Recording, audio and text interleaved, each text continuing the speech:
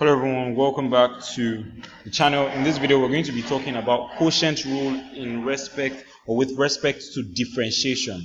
Okay, so basically there are certain type of questions that you will see that would require you to use the quotient rule, and it's quite easy to remember. It's basically v du dx minus u dv dx, and the way genuinely I remember it is v goes with the derivative of its opposite, which is u. So the derivative of u, and u goes with the derivative of its opposite, which is v, and everything would be divided by v squared. Okay, but having this formula in your head would help you solve questions easier. Okay, so now let's look at some of these questions. So we have 3 questions, and I hope this creates like a template for you to be able to solve any question that has to do with the quotient rule. Whenever you see questions, the way you know you're meant to use the quotient rule is by the question itself. So you see that this genuinely looks like you need to divide. So the quotient just simply means division. So this looks like something you would use the quotient rule for because it's like one term over the other. Same thing we hear, one term over the other. The only one that doesn't look like you would require the quotient rule is this number 3. Alright, but I will show you how you need the quotient rule. So let's start with the first one. Y is equal to x squared minus x plus 1 over 2x minus 3. So what we're going to do is simply attach two values. So we're going to say u is equal to x squared minus x plus 1 and v is equal to 2x minus 3. So let's do that. So we have u is equal to x squared.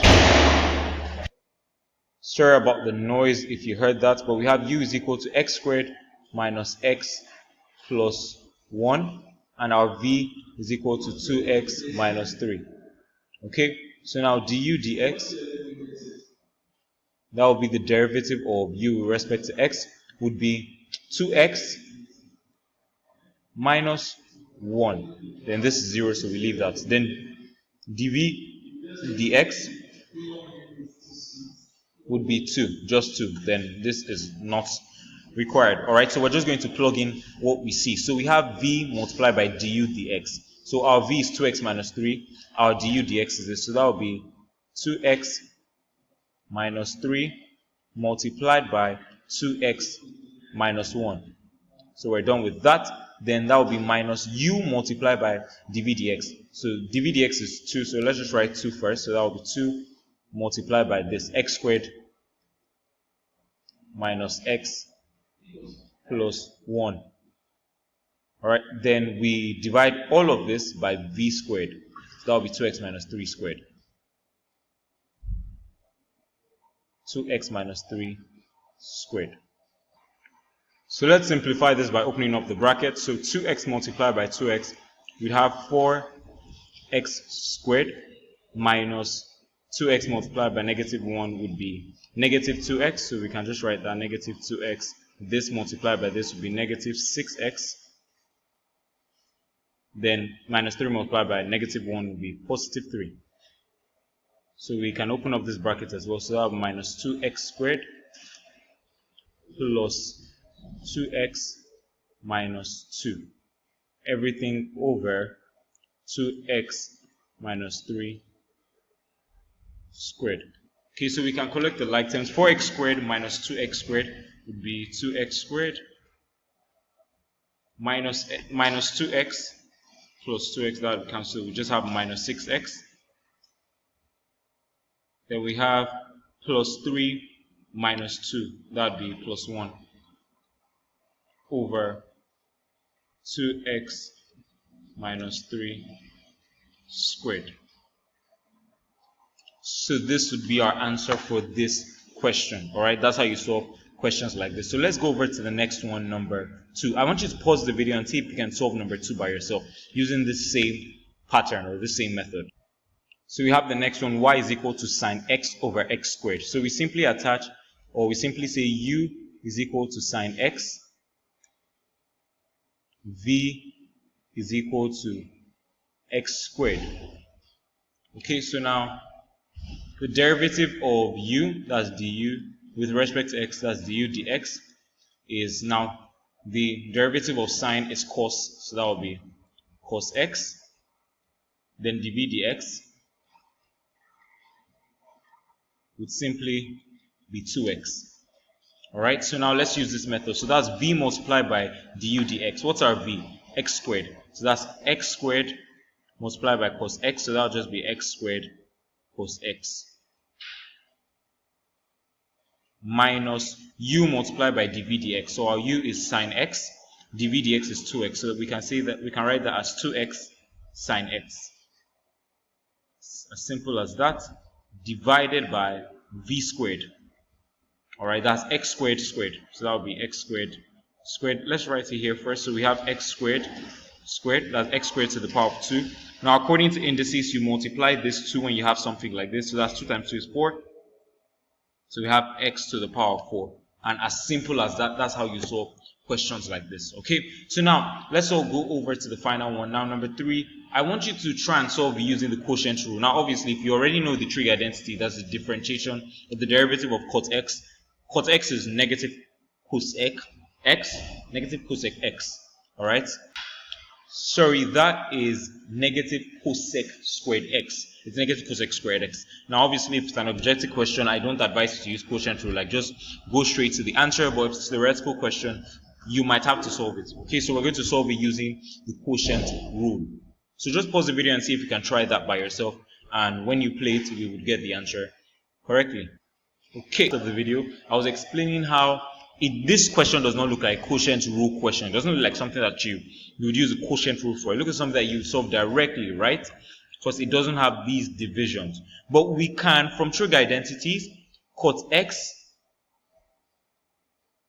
is the same thing as 1 over tan x.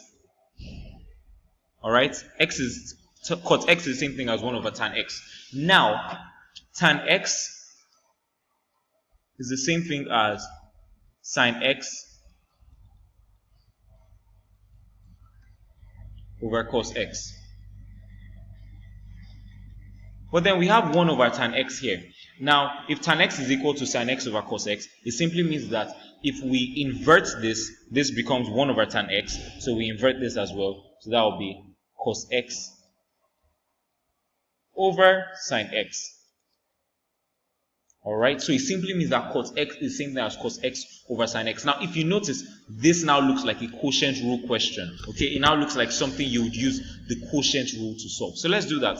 So we're going to say u, let's write that properly, u is equal to cos x, v is equal to sine x,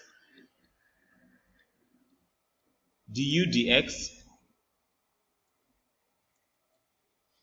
is equal to, the derivative of cos x is negative sine x. Alright, don't forget, it's not just sine x, it's negative sine x. And dv dx,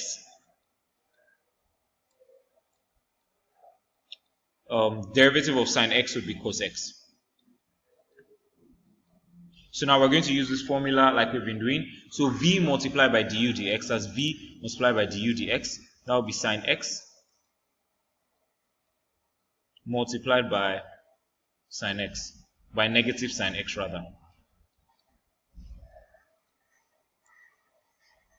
So multiplied by negative sine x minus u multiplied by dv dx, that's cos x multiplied by cos x,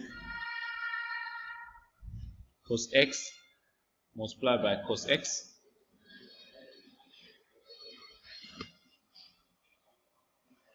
okay, divided by v squared, that's sine x to the power of 2.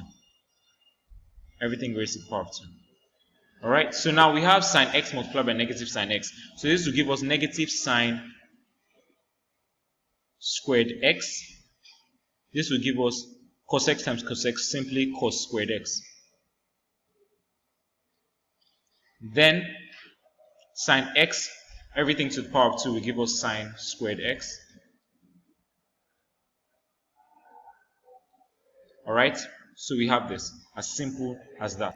Now again, this is why you need to have your trig identities in your head, because this is not the final answer. Now, you can still simplify this further. If you see this in an objective question, like if you see this as an option, you can put it, alright, that's if you don't see the simplified answer there, but you can still simplify this further, because negative sine squared x minus cos squared x will give us minus 1. And the reason for this is because sine squared x plus cos squared x will give us 1. So it means that negative sine squared x minus cos squared x will give us negative 1. Alright, then we have that. So negative 1 over sine squared x. Then 1 over sine squared x would give us cosec squared x. So negative 1 over sine squared x would give us negative cosec squared x. So that is our answer. So we are done with this question. I hope it makes sense. If you are not sure about anything, you can leave in the comment section and I will try to respond to it. But that will be all for this video. See you in the next one.